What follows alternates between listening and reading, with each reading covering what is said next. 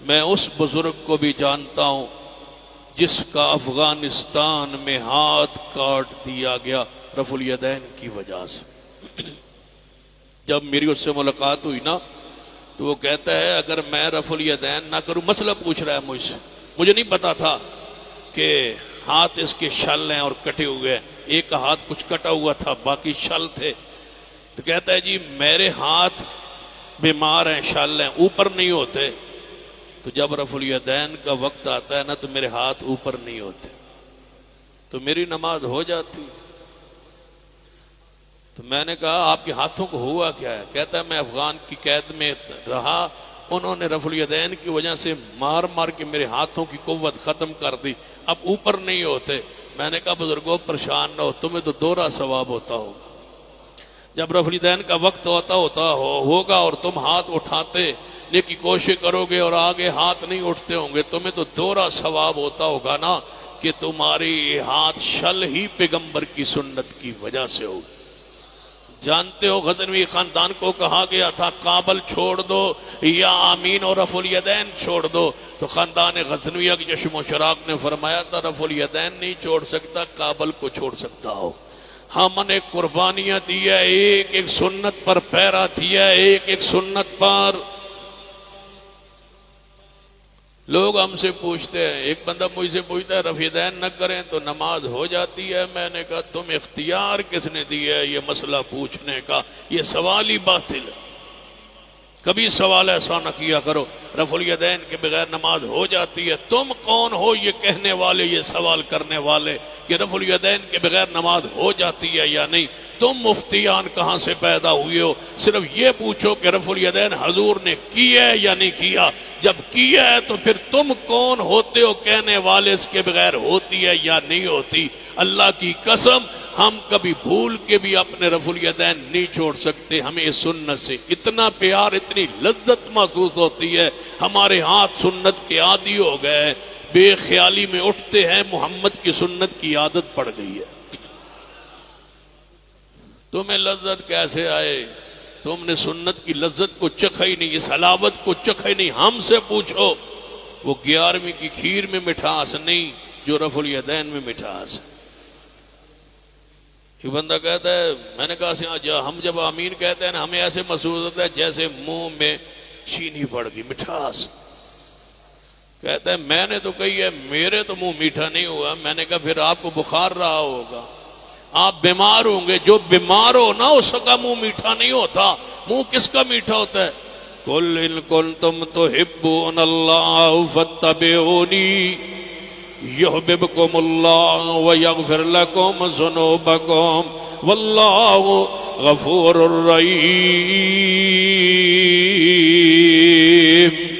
خالص اتباع کرے جو محمد مصطفیٰ صلی اللہ علیہ وسلم کی، اس کا منہ میٹھا ہوتا ہے، لذت محسوس ہوتی ہے، تسکین محسوس ہوتی ہے، سکون محسوس ہوتا ہے کہ میں نے سنت پر عمل کی ہے۔ اور رفع الیدین تو ایسی سنت ہے، ایسی سنت ہے، ایسی سنت ہے۔ جو لوگ کہتے ہیں نا کہ رفع الیدین کے بغیر نماز ہو جاتی ہے، میں اس سے پوچھتا ہوں کہ کیا پوچھا ہے آپ نے؟ جی رفع الیدین کے بغیر نماز ہو جاتی ہے؟ میں نے کہا نہیں ہوتی۔ میں کہتا ہوں بھائی نہیں ہوتی، میں کہہ رہا ہوں نہیں ہوتی۔ آپ شروع کریں رفع الیدین کے بغیر نماز، کیسے شروع کریں گے؟ کہتا ہے جی وہ ایسے، میں کہنا ایسے یہ رفع الیدین ہے نا؟ کہتا ہے ہاں جی۔ تو میں نے کہا اس کے بغیر شروع کرنا، کیسے شروع کرے گا؟ کہتا ہے یہ میں نے نہیں پوچھا، میں نے رکوع والا پوچھا ہے۔ میں نے کہا میں یہیں سے شروع کر رہا ہوں۔ شروع سے رفع الیدین نماز کا آغاز ہوتا ہی رفع الیدین سے۔ شروع کیسے ہوگی رفع الیدین کے بغیر نماز؟ ہاتھوں تو اٹھانا پڑے گا۔ کہتا ہے یہ نہیں پوچھا، رکوع والا پوچھا ہے۔ میں کہتا ہوں تو نے یہ کیوں نہیں پوچھا؟ پہلا پوچھ، یہ تو روزانہ کرتا ہے؟ کہتا ہے ہاں۔ میں نے کہا دلیل دے کہ پہلا رفع الیدین ہر نماز کے شروع والا رفع الیدین یہ فرض ہے، واجب ہے، ضروری ہے، اس کے بغیر نماز ہوتی ہے نہیں ہوتی؟ یہ فتویٰ دے۔ جو فتویٰ پہلے کے بارے میں میں لکھ کے دیتا ہوں وہی فتویٰ دوسرے کے بارے میں ہے۔ اگر پہلا فرض ہے دوسرا فرض ہے، پہلا سنت ہے دوسرا سنت ہے، پہلا واجب ہے تو دوسرا واجب ہے، پہلا مستحب ہے تو دوسرا مستحب ہے، پہلا جائز ہے تو دوسرا جائز ہے۔ اگر پہلے کے بغیر نہیں ہوتی میں لکھ کے دیتا ہوں، پھر دوسرے کے بغیر بھی نہیں ہوتی۔ اگر پیغمبر نے پہلا ہمیشہ کیا ہے تو دوسرا ہمیشہ کیا ہے۔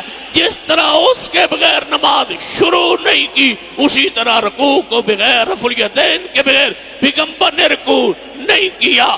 میں اس وقت آپ کے سامنے باوضو حاضر ہوں، رب اکبر کی قسم ہے، قرآن کو تو ہاتھ میں لے کے کہہ سکتا ہوں، سر پہ کہو تو اٹھا کے کہہ سکتا ہوں، بیت اللہ کے اندر داخل ہو کے غلاف کعبہ پکڑ کے کہہ سکتا ہوں، میرے پیغمبر نے ایک نماز کی ایک رکعت کا ایک رکوع بھی رفع الیدین کے بغیر نہیں کیا، نہیں کیا، نہیں کیا۔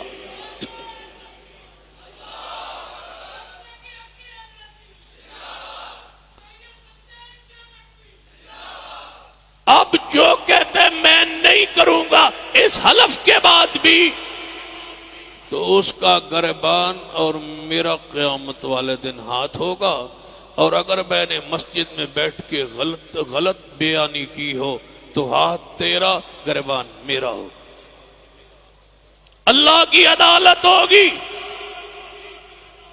اگر میں نے غلط بیانی کی ہے، لا علمی میں نہیں کہہ رہا، جو رفع الیدین نہیں کرتے ان کے دلائل اس وقت میرے دماغ میں سارے عقلی نقلی دلائل ضعیف جو کچھ ہے میرے ذہن میں ایک ایک دلیل گھوم رہی ہے، سارے دلائل سے آگاہ ہونے کے بعد کہہ رہا ہوں، پوری امانت سے دیانت سے قبر کو آخرت کو رب کے سامنے پیشی کو اپنی جہنم اور جنت کے حوالے سے ایمان رکھنے کے بعد کہ جھوٹ بولنے کی سزا جہنم ہے، سچ بولنے کی جزا جنت ہے، یہ ایمان رکھ کے کہہ رہا ہوں، پیغمبر نے کبھی رفع الیدین کے بغیر نہ رکوع کیا نہ رکوع سے سر اٹھایا۔